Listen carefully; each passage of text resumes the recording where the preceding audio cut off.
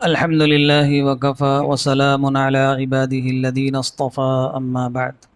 أعوذ بالله من الشيطان الرجيم. بسم الله الرحمن الرحيم. ومن آياته أن خلق لكم من أنفسكم أزواجا لتسكنوا إليها وجعل بينكم مودة ورحمة إن في ذلك لآيات لقوم يتفكرون. محترم بزرگوں، دوستوں، عزیز دینی بھائیوں، آج کل چونکہ بہت زیادہ نکاح ہو رہے ہیں، شادیاں ہو رہی ہیں، تو اس لیے نکاح کے تعلق سے چند باتیں ہم سب کو معلوم ہونی چاہیے۔ پہلی بات تو یہ ہے کہ نکاح کا مقصد کیا ہے، کس نیت سے نکاح کرنا چاہیے، مقاصد نکاح کیا ہیں۔ ہم ایک کام کر رہے ہوں اور اس کام کا مقصد سامنے نہ ہو، تو جب مقصد سامنے نہیں ہوگا تو پھر وہ کام اچھی طرح سے انجام تک نہیں پہنچے گا، اس کام میں خرابیاں پیدا ہو جائیں گی، اس کام میں بگاڑ پیدا ہو جائے گا۔ اور اگر مقصد سامنے ہو تو پھر کام پائیدار ہوتا ہے، اس میں بگاڑ نہیں آتا۔ عام طور سے دیکھا جاتا ہے کہ شادیاں ہوتی ہیں، نکاح ہوتے ہیں، اور چند دنوں کے بعد ہی لڑائی جھگڑے شروع ہو جاتے ہیں، اس لیے کہ نکاح کا مقصد ہی نہیں معلوم تھا کہ نکاح ہوتا کیوں ہے، شادیاں کی کیوں جاتی ہیں۔ تو سب سے پہلی اور بنیادی بات تو یہ ہے کہ ہمیں نکاح کا مقصد معلوم ہونا چاہیے۔ نکاح کے 4 مقاصد ہیں، ان 4 باتوں کو سامنے رکھ کر نکاح کرنا چاہیے۔ اگر یہ 4 باتیں سامنے ہوں گی تو نکاح پائیدار ہوگا۔ جب ایک مقصد کے ساتھ کوئی چیز کی جاتی ہے تو اس کا فائدہ بھی حاصل ہوگا۔ نکاح کا پہلا مقصد کیا ہے، کس بات کو سامنے رکھ کر نکاح کرنا چاہیے، کیا نیت ہونی چاہیے؟ سب سے پہلی نیت، سب سے پہلا مقصد یہ ہے کہ نکاح اس لیے کیا جائے کہ یہ اللہ کا حکم ہے اور اللہ کے رسول صلی اللہ علیہ وسلم کی سنت ہے۔ سب سے پہلا مقصد ہے، یہ سب سے پہلی نیت یہی ہونی چاہیے کہ اللہ کا حکم ہے، اللہ نے قرآن پاک میں حکم دیا فَانْكِحُوا مَا طَابَ لَكُمْ، نکاح کرو، امر کا صیغہ استعمال فرمایا ہے۔ بعض وقت نکاح کرنا فرض ہو جاتا ہے، کبھی واجب ہوتا ہے، کبھی سنت ہوتا ہے، اس کے درجات ہیں انسان کے اپنے اعمال کے اعتبار سے۔ تو اللہ تعالیٰ نے قرآن میں حکم فرمایا ہے، رسول اللہ صلی اللہ علیہ وسلم نے بھی حکم فرمایا، یا معشر الشباب من استطاع منکم الباءۃ فلیتزوج، اے نوجوانوں تم میں سے جن کو نکاح کی طاقت ہو، استطاعت ہو، وہ نکاح کر لیں۔ تو اللہ نے بھی حکم دیا نکاح کرنے کا، اللہ کے رسول صلی اللہ علیہ وسلم نے بھی حکم فرمایا کہ نکاح کرو۔ نیز آپ نے فرمایا کہ نکاح کرنا میری سنت ہے، النکاح من سنتی، وہ سنتے رہتے ہیں ہم لوگ نکاح کے خطبے میں کہ نکاح کرنا میری سنت ہے، میرا طریقہ ہے۔ نیز ایک حدیث میں آپ نے فرمایا کہ اربع من سنن المرسلین، 4 چیزیں ایسی ہیں جو تمام انبیاء کی سنت تھی۔ ایک الحیاء، شرم و حیا، یہ ہر نبی کی سنت تھی۔ دوسرے والتعطر، مسواک، خوشبو لگانا، یہ ہر نبی کی سنت تھی۔ والسواک، مسواک کرنا، یہ ہر نبی کی سنت تھی۔ النکاح، اور نکاح کرنا، یہ بھی تمام پیغمبروں کی سنت تھی۔ حضرت عیسیٰ علیہ السلام نے نکاح نہیں کیا تھا، ان کا معاملہ ذرا الگ تھا، باقی تمام پیغمبروں نے نکاح کیے۔ تو فرمایا کہ 4 چیزیں، یعنی اپنی میری بھی سنت، فرمایا نکاح من سنتی، اور فرمایا اربع من سنن المرسلین، تمام پیغمبروں کی سنت تھی نکاح کرنا۔ اللہ تعالیٰ نے بھی قرآن میں فرمایا وَلَقَدْ أَرْسَلْنَا رُسُلًا مِّن قَبْلِكَ وَجَعَلْنَا لَهُمْ أَزْوَاجًا وَذُرِّيَّةً، اے نبی ہم نے آپ سے پہلے بہت سے پیغمبروں اور رسولوں کو بھیجا تھا اور وہ سب بیوی بچوں والے تھے، وَجَعَلْنَا لَهُمْ أَزْوَاجًا، ان کی سب کی بیویاں بھی تھیں، بچے بھی تھے۔ قرآن پاک میں بار بار جو ترغیب دی، اللہ کے رسول صلی اللہ علیہ وسلم نے ترغیب دی نکاح کی، تو سب سے پہلی نیت نکاح کرتے وقت یہ ہونی چاہیے کہ اللہ کا حکم ہے اور اللہ کے رسول صلی اللہ علیہ وسلم کی سنت ہے۔ اچھا، جب یہ نیت ہوگی تو کوئی خرافات انسان کرے گا؟ ہم نماز پڑھتے ہیں کس لیے؟ نماز پڑھتے وقت ہمارے دل میں یہ خیال رہتا ہے کہ یہ اللہ کا حکم ہے، اس لیے نماز پڑھ رہے ہیں، یا اپنی چاہت کے لیے پڑھ رہے ہیں، اپنی مرضی کے لیے پڑھ رہے ہیں؟ ہر مسلمان یہی سمجھتا ہے بھائی اللہ کا حکم ہے اس لیے نماز۔ جب یہ بات سامنے ہوتی ہے کہ یہ حکم، یہ کام ہم اللہ کے حکم کی وجہ سے کر رہے ہیں، اللہ کے رسول صلی اللہ علیہ وسلم کے حکم کی وجہ سے کر رہے ہیں، تو پھر اس کام میں فوری طور پہ یہ بات بھی ذہن میں آتی ہے کہ اب جب ان کے حکم پر کر رہے ہیں تو پتہ بھی چلے انہوں نے کیسے کرنے کا حکم دیا ہے۔ اسی اعتبار کوئی مسلمان نماز قبلے کی طرف پیٹ کر کے نہیں پڑھتا، اس لیے کہ اس کو پتہ ہے کہ حکم دیا گیا کہ جب نماز پڑھو تو اپنا چہرہ کعبے کی طرف کر لو۔ کوئی بغیر وضو کے نماز نہیں پڑھتا، اس لیے کہ معلوم ہے کہ نماز پڑھنے کے لیے وضو بنانا ضروری ہے۔ کیوں وضو بنا لیتے ہیں؟ چاہے سردی ہو، کچھ بھی ہو، وضو بنائیں گے تبھی نماز پڑھیں گے، چاہے کیسے حالات ہو نماز پڑھیں گے تو قبلے کی طرف ہی رخ کر پڑھیں گے۔ کیوں؟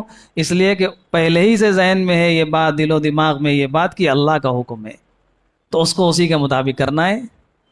اور شادی بیاہ میں یہ بات ذہنی میں نہیں آتی کہ اللہ کے حکم کی وجہ سے کر رہے ہیں۔ جب یہ بات ذہن ہی میں نہیں آتی تو پھر جیسی اپنی مرضی ہوگی، جو سمجھ میں آئے گا ویسے کریں گے۔ خوب ڈی جے بجائیں گے، گانے بھی بجائیں گے، چاہے لوگوں کو پریشانی ہو کچھ ہو، 4 بجے رات میں بارات واپس آئے گی تو خوب پٹاخے چھوڑیں گے، پورا محلہ جگ جائے، ہمیں اپنی خوشی مطلوب ہے، کسی کی کوئی پریشانی ہو کوئی فکر ہی نہیں اس کی۔ یہ بات کیوں پیدا ہوتی ہے؟ کہ اس لیے کہ ہمارے دل و دماغ سے نکل گیا کہ یہ بھی عبادت کا کام ہے، یہ بھی اللہ کا حکم ہے، اللہ کے رسول صلی اللہ علیہ وسلم کا طریقہ اور ان کی سنت ہے۔ جب یہ بات ذہن سے ختم ہو گئی تو پھر اپنی مرضی سب شامل ہو گئی اس میں۔ تو نکاح میں سب سے پہلی نیت تو یہ ہونی چاہیے، اس نیت سے ہم نکاح کریں کہ یہ اللہ کا حکم ہے اور پیارے آقا صلی اللہ علیہ وسلم کا طریقہ ہے۔ دوسری نیت نکاح کے موقع پر، نکاح کے لیے کیا ہونی چاہیے، کیا مقصد ہونا چاہیے، وہ بھی اللہ تعالیٰ نے قرآن میں بیان فرمایا، وَمِنْ آيَاتِهِ أَنْ خَلَقَ لَكُم مِّنْ أَنفُسِكُمْ أَزْوَاجًا لِتَسْكُنُوا إِلَيْهَا۔ اللہ تعالیٰ فرماتے ہیں کہ ہم نے تمہارے لیے بیویاں بنائی ہیں، کیوں؟ لِتَسْكُنُوا إِلَيْهَا، تاکہ تم ان سے سکون حاصل کرو۔ بیویوں کو اللہ نے راحت اور سکون کے لیے بنایا ہے، یعنی نکاح کا مقصد ہونا چاہیے کہ ہماری زندگی میں سکون اور راحت پیدا ہو جائے۔ اللہ تعالیٰ نے آدم علیہ السلام کے بارے میں فرمایا، وَالَّذِي خَلَقَكُم مِّن نَّفْسٍ وَاحِدَةٍ وَخَلَقَ مِنْهَا زَوْجَهَا لِيَسْكُنَ إِلَيْهَا۔ کہاں رہتے تھے آدم علیہ السلام؟ جنت میں۔ اور جنت کی کیا کیا نعمتیں ہیں؟ ان تمام نعمتوں کے باوجود خوب مزہ نہیں آ رہا تھا، ایک اکیلا پن محسوس ہوتا تھا ان کو۔ تو اللہ تعالیٰ نے فرمایا کہ ہم نے انہی سے ان کی بیوی کو پیدا کر دیا، وَخَلَقَ مِنْهَا زَوْجَهَا لِيَسْكُنَ إِلَيْهَا۔ کیوں پیدا کیا؟ تاکہ آدم علیہ السلام ان سے راحت اور سکون حاصل کریں۔ یعنی جنت میں بھی ضرورت تھی بیوی کی کہ ان سے راحت اور سکون حاصل ہو، دنیا میں کیوں نہیں ہوگی ضرورت؟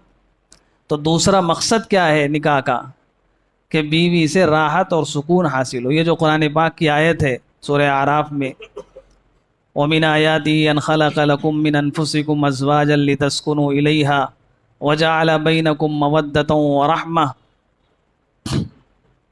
اس میں سورہ روم میں ہے، اس میں اللہ تعالیٰ نے ارشاد فرمایا ہے کہ ہم نے تمہاری بیویوں کو تمہارے لیے سکون کا، راحت کا ذریعہ اور سبب بنایا ہے، اس کے لیے پیدا کیا ہے ہم نے۔ وَمِنْ آيَاتِهِ أَنْ خَلَقَ لَكُم، یعنی پیدائشی اسی لیے ہوئی ہے کہ تم ان سے راحت اور سکون حاصل کرو۔ اب اگر نکاح کے بعد راحت اور سکون نہیں ہے تو پھر تو تخلیق کا، پیدائش کا مقصد ہی ختم ہو گیا۔ پیدا ہی اسی لیے کیا تھا۔ بعض جگہ مردوں کی غلطیاں ہوتی ہیں، اس کی وجہ سے راحت اور سکون نہیں ہوتا، کہیں عورتوں کی غلطیاں ہوتی ہیں، اس کی وجہ سے راحت اور سکون ختم ہو جاتا ہے۔ اگر راحت اور سکون، نکاح کے بعد زندگی میں سکون نہیں ہے، آدمی کو گھر جاتے ہوئے سکون میں، باہر تو بہت اچھے دوستوں کی محفل میں، گھر جاتے ہوئے ڈر لگتا ہے یا گھر میں راحت اور سکون محسوس، لڑائی جھگڑا ہوتا ہے، اس کا مطلب زندگی صحیح راستے پر نہیں ہے، جس مقصد کے لیے پیدا کیا گیا تھا وہ مقصد حاصل نہیں ہو رہا ہے۔ اور مقصد حاصل کیوں نہیں ہوتا؟ پہلی نیت میں گڑبڑی ہو چکی ہوتی ہے، اللہ اور اس کے رسول کے حکم کے مطابق نہیں ہوتا، وہاں گڑبڑی ہوتی ہے، اس کا اثر یہاں بھی ظاہر ہو جاتا ہے کہ سکون اور راحت حاصل نہیں ہوتی، حالانکہ جس کے لیے اللہ نے بنایا تھا سکون اور راحت کے لیے۔ اس آیت میں 3 باتیں اہم اللہ تعالیٰ نے ارشاد فرمائی۔ ایک بات تو فرمائی من انفسکم، کہ ہم نے تمہارے لیے تمہاری بیویاں بنائی ہیں تم ہی میں سے، یعنی جیسے تمہاری تخلیق کی ہے، تمہارے اندر جذبات رکھے ہیں، تمہارے اندر احساسات رکھے ہیں، ایسے ہی ان کے اندر بھی جذبات اور احساسات ہیں، جیسے تمہیں تکلیف ہوتی ہے ایسے ہی ان کو بھی تکلیف ہوتی ہے، یعنی کوئی وہ الگ سے مخلوق نہیں ہے کہ چاہے جیسے ان کو رکھے رہو ہر طرح سے راضی رہیں گی، بلکہ تمہاری ہی میں سے، تمہاری جنس میں سے ہیں، جیسے اپنا خیال رکھتے ہو ایسے ہی ان کا بھی خیال رکھو۔ دوسری بات فرمائی کہ ہم نے اس لیے بنایا ہے کہ تم ان سے راحت اور سکون حاصل کرو۔ یہ راحت اور سکون حاصل کیسے ہوگا؟ فرمایا وَجَعَلَ بَيْنَكُمْ مَوَدَّةً وَرَحْمَةً، رحمت اور محبت اور ہمدردی کا جذبہ دل میں پیدا ہوگا تو سکون حاصل ہو جائے گا۔ دونوں میں، بیوی کے اندر بھی محبت اور ہمدردی ہو اور شوہر کے اندر بھی محبت اور ہمدردی ہو، یہ 2 چیزیں ہوں گی تو گھر کے اندر سکون پیدا ہو جائے گا۔ بہرحال دوسرا مقصد بیان فرمایا نکاح کا کہ تمہارے لیے تمہاری بیویوں کو ہم نے اس لیے بنایا ہے تاکہ تم راحت اور سکون حاصل کرو۔ تو ہم شادی نکاح کرتے وقت اس کی بھی نیت کریں کہ ہم اس لیے اب نکاح کر رہے ہیں کہ ہماری زندگی میں چین اور سکون حاصل ہو جائے۔ عربی زبان میں سکون کہتے ہیں ایک ایسی حالت پیدا ہو جائے کہ انسان پریشانیوں اور مصیبت کے وقت اس کے قدم ڈگمگائیں نہ، یعنی ایک جماؤ پیدا ہو جائے زندگی کے اندر، اس نیت سے شادی کرے۔ تیسرا مقصد بیان فرمایا اللہ کے رسول صلی اللہ علیہ وسلم نے فَإِنِّي مُكَاثِرٌ بِكُمُ الْأُمَمْ، نکاح کرو اولاد کے حصول کے لیے، کہ اس سے نیک صالح اولاد ہمیں ملے گی، نسل انسانی آگے بڑھے گی، چلے گی۔ اللہ تعالیٰ نے دنیا کا ایک نظام بنایا، جیسے اللہ تعالیٰ زمین سے درختوں کو اگاتے ہیں چاہتے ایسے انسانوں کو بھی اگا دیتے، انسان زمین سے پیدا ہو جایا کرتے، یا جیسے آسمان سے بارش برستی ایسے ہی اللہ تعالیٰ برسا دیتے، دنیا کو آباد کر دیتے۔ اللہ تعالیٰ نے نظام یہ بنایا کہ شادی کا، نکاح کا ایک نظام، مرد اور عورت کا نظام بنایا، دونوں میں کشش رکھی، نکاح ہوتا ہے، اس سے اولاد پیدا ہوتی ہیں۔ تو یہ شادی کا ایک مقصد ہے کہ اس سے اولاد کا حصول مقصود ہو، کہ ہم اس سے اولاد حاصل کریں گے۔ بہت سے لوگ نکاح کر لیتے ہیں، 1-2 سال کے بعد پوچھو کہ بھائی کچھ اولاد میں، کہنا ابھی ہم نے اس کی اولاد کی پلاننگ نہیں کی ہے۔ بھی نکاح ہی کیوں کیا تھا؟ نکاح کا تو مقصد ہی ہے اولاد کا حصول۔ یہ تو غیروں کی سوچ ہے کہ ہم پلاننگ اور منصوبے کرنے لگے کہ ہمارے پاس جب اتنا ہو جائے گا تو ہم اولاد پھر پیدا کرنے کے لیے سوچیں گے، اور پھر اتنی ہی کریں گے، 1-2 بہت زیادہ کر لیں گے تو پھر کیا ہوگا، کیسے کھلائیں گے پلائیں گے۔ یہ سب غیروں کی سوچ ہے۔ فیملی پلاننگ کے نام سے جتنی بھی چیزیں ہیں یہ اسلامی اور ایمانی اور دینی نہیں ہے۔ آج سے 100-150 سال پہلے جن لوگوں نے کہا تھا کہ اگر فیملی پلاننگ نہیں کی گئی اور بچوں کی پیدائش کو کم نہیں کیا گیا تو 30-40 سال کے بعد دنیا کا غلہ ختم ہو جائے گا۔ کسی سائنسدان نے کہا کہ پانی ختم ہو جائے گا، لوگ پانی کے لیے لڑیں گے۔ کسی نے کہا گیہوں باقی نہیں رہے گا دنیا میں، چاول ختم ہو جائیں گے، پھر لوگ لڑیں گے اس کے لیے، اور ان کے کہے ہوئے 100 سال گزر چکے، آج اس سے زیادہ پیدائش ہو رہی۔ تو اللہ کا نظام ہے، اللہ جب دنیا میں جس کو بھیجتا ہے اس کی روزی کے ساتھ بھیجتا ہے۔ تو یہ سوچنا کہ ہم بعد میں کریں گے یا اتنے کریں گے، فرمایا اللہ کے رسول صلی اللہ علیہ وسلم نے نکاح کرو اور اولاد پیدا کرو، میں قیامت کے میدان میں اپنی امت کی کثرت دیکھ کر فخر محسوس کروں گا۔ آپ چاہتے ہیں، ہم چاہتے ہیں کہ ہمارے نبی قیامت کے میدان میں فخر محسوس کریں، ہمارے نبی خوش ہوں۔ فرمایا میری خوشی اس میں ہے کہ تمہاری اولاد زیادہ ہوں، ایسی عورتوں سے شادی کرو جن کی اولاد زیادہ ہوتی ہوں۔ یہ کیسے پتہ چلے گا اولاد زیادہ ہوتی ہیں؟ یعنی ان کے خاندان میں دیکھ لو کہ دوسری عورتوں کی کتنی اولاد ہیں۔ فرمایا ایسی لوگوں سے شادی کرو، ایسی عورتوں سے جو محبت کرنے والی ہوں، زیادہ بچے پیدا کرنے والی ہوں۔ تو تیسرا مقصد ہے نکاح کا اولاد کی پیدائش۔ اولاد جب پیدا ہو جاتی ہے تو بہت سی لڑائی جھگڑے فوراً خود بخود ختم ہو جاتے ہیں شوہر بیوی میں۔ یہ ایک ایسی چیز آ جاتی ہے کہ ان دونوں کے بیچ میں محبت کا ذریعہ بن جاتی ہے اولاد۔ تو اس میں تاخیر نہیں کرنا چاہیے، کوئی پلاننگ اور منصوبہ کہ ہم 5 سال کے بعد کریں گے، 10 سال کے بعد کریں گے، یہ سب شیطانی سوچ اور فکر ہے۔ شیطان تو طرح طرح کے الٹے سیدھے خیالات ڈالتا ہے۔ تو ہم کو تیسرا جو مقصد ہے نکاح کا اولاد کا حصول، اور چوتھا مقصد نکاح کا کس لیے نکاح کرنا چاہیے؟ فرمایا فَإِنَّهُ أَغَضُّ لِلْبَصَرِ وَأَحْسَنُ لِلْفَرَجِ۔ نکاح کا چوتھا مقصد ہے عفت اور پاک دامنی۔ جب تک نکاح نہیں ہوتا تو ایک خواہش ہوتی انسان کی، اس خواہش کے لیے دیکھتا رہتا ہے کہ پتہ نہیں کون میری بیوی بنے گی، یا عورت لڑکی تلاش کرتی رہتی پتہ نہیں کون شوہر ہوگا، نگاہیں بہک جاتی ہیں، انسان کے دل میں طرح طرح کے خیالات آتے ہیں گناہوں کے۔ لیکن جب شادی ہو جاتی ہے، نکاح ہو جاتا ہے، اب یہ طے ہو جاتا ہے کہ بھائی یہ ہمارا جوڑا بن گیا، اسی کے ساتھ زندگی گزارنی۔ تو انسان کو عفت اور پاک دامنی کی زندگی حاصل ہو جاتی ہے نکاح کے ذریعے سے۔ تو فرمایا کہ اس مقصد سے نکاح کرو۔ یہ 4 مقصد ہیں، ان مقاصد کو سامنے رکھ کر نکاح کرنا چاہیے۔ سب سے پہلا مقصد اللہ کا حکم ہے، اللہ کے رسول صلی اللہ علیہ وسلم کی سنت ہے۔ یہ اگر پیدا ہو گیا تو ہمارے یہاں سے ساری برائیاں، سارے فسادات، جتنا جو کچھ ہے سب ختم ہو جائے گا۔ دوسرا مقصد کیا ہے؟ شادی سکون کے لیے ہوتی ہے۔ اب آپ دیکھیے جس کے ہاں شادی ہوتی ہے اس کا سکون ختم ہو جاتا ہے، وہ یہی فہرست نہیں بن پاتی کتنے مہمانوں کو بلائیں، کس کو چھوڑیں، کس کو بلائیں، ہفتوں اسی میں گزر جاتے ہیں۔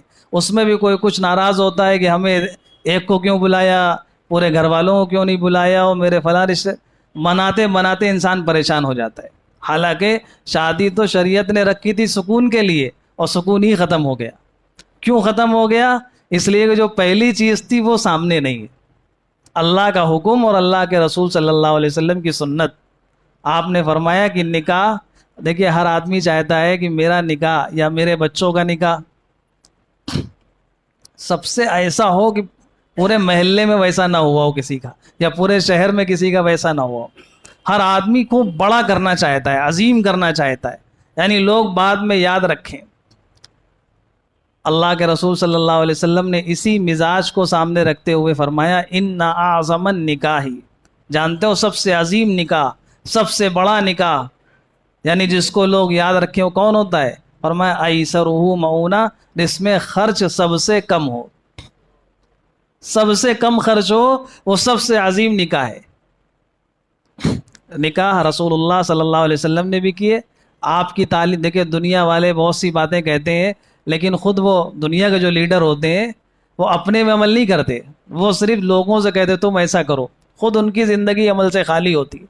لیکن جو رسول اور پیغمبر ہوتے ہیں وہ خود بھی عمل کر کے بتاتے۔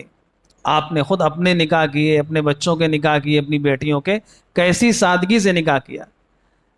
بخاری شریف یا مسلم شریف کی روایت ہے کہ رسول اللہ، ایک صحابی کہتے ہیں کہ رسول اللہ صلی اللہ علیہ وسلم نے اپنا ایک ولیمہ ایسا بھی کیا کہ اس میں پوری ایک بکری ذبح کرا دی۔ کیا سمجھے اس سے؟ یعنی کوئی ولیمہ اس سے بڑا نہیں ہوتا تھا، یہ آخری درجہ تھا کہ اتنا بڑا ولیمہ کیا کہ ایک پوری بکری ذبح کرا دی۔ اب آپ سوچئے جن کے لیے دنیا بنی، جن کے پاس سب کچھ تھا، وہ جو چاہتے کر سکتے تھے، لیکن سب سے بڑا ولیمہ جو کیا ہے آپ کا وہ کیسا ہے؟ صرف ایک بکری پر ولیمہ ہوا ہے۔ ہم لوگوں کو اپنے بارے میں غور و فکر کرنا چاہیے۔ تو اگر ہم نکاح سے پریشان ہو رہے ہیں، سکون ختم ہو جا رہا ہے، بعض جگہ تو پتہ چلا بھی شادی کا کارڈ طے ہونے میں ہی پریشانی ہو رہی ہے کہ کارڈ کیسا بنے گا۔ 10 دن ہو جا رہے ہیں، ایک مہینہ ہو جا رہا ہے، بعض لوگوں کے بارے میں پتہ چلا یہاں ان کو سمجھ میں نہیں آیا، دلی گئے کارڈ خریدنے، بمبئی گئے کارڈ خریدنے، وہاں سے خرید کے لا کے چھپوایا کہ بالکل الگ ہو۔ یہ عجیب حماقت دماغ کی، یعنی انسان کو اگر سوچے تو اس سے فائدہ کیا ہے؟ ایک صاحب کہہ رہے تھے، اس سے ایک بزرگ سے فرمایا کہ نام اونچا ہو جاتا ہے اس سے۔ آپ نے اگر بہت نمایاں کام کیا تو اس سے نام کہا کہ اچھا اگر نام اونچا ہو گیا تو اپنا یہ نام لے کر مارکیٹ میں جانا، کوئی خرید سکے تو خرید لے، کوئی خریدے گا نام؟ وہ کوئی آپ کا نام اپنے بچوں کا بھی نہ رکھے گا۔ جتنے بڑے ایسے ہوئے ہیں جنہوں نے خوب بربادی کی ہے، کیا ان کے اپنے بچوں کا کوئی نام ان کے اوپر رکھتا ہے؟ فرعون کی کتنی طاقت تھی، ساری دنیا کہتا تھا انا ربکم الاعلی، کوئی رکھتا اپنے بچے کا نام؟ فرعون، ہارون، یہ حامان، قارون، کوئی نہیں رکھتا۔ اور نبیوں کے نام جنہوں نے سادگی سے زندگی گزاری سب رکھتے ہیں۔ کتنے آپ کو بلال مل جائیں گے، ان کی کیا شکل و صورت تھی، کیسی غربت تھی، غلامانہ زندگی تھی، لوگ محبت سے اپنے بچوں کا نام بلال رکھتے ہیں۔ تو یہ سمجھنا کہ میری ناک اونچی ہو جائے گی، میرا نام روشن ہو جائے گا، نام سے کچھ ہوتا نہیں، کوئی بھی خریدے گا نہیں آپ کا نام۔ اس لیے اللہ کو راضی کرنے کی نیت کرنی چاہیے۔ تو دوسرا مقصد ہے شادی کا، پہلا مقصد ہماری نیت یہ ہو کہ اللہ کا حکم ہے، اللہ کے رسول کا فرمان ہے۔ دوسرا مقصد کیا ہونا چاہیے کہ سکون کی تلاش ہو، ہم سکون اس کے ذریعے سے گھر کے اندر ہمارے راحت، چین اور سکون آ جائے۔ تیسرا مقصد کیا ہے؟ اولاد کا حصول، نسل انسانی اسی طرح باقی رہے گی کہ لوگ نکاح کریں گے، اولادیں پیدا ہوں گی۔ اور چوتھا مقصد ہے عفت اور پاک دامنی کی زندگی، اس کے بعد انسان اپنے آپ کو پاک اور صاف ہو کر زندگی گزارے۔ اللہ پاک ان مقاصد کے ساتھ ہم سب کو نکاح کرنے کی، جن کے ابھی نہیں ہوئے ہیں ان کو ان مقصد کے ساتھ نکاح کرنا چاہیے، اور جو اپنی اولاد کے نکاح کرنے والے ان کو بھی انہی مقاصد کو نکاح کے وقت سامنے رکھنا چاہیے۔ اللہ پاک کہنے سننے سے زیادہ عمل کی توفیق عطا فرمائے۔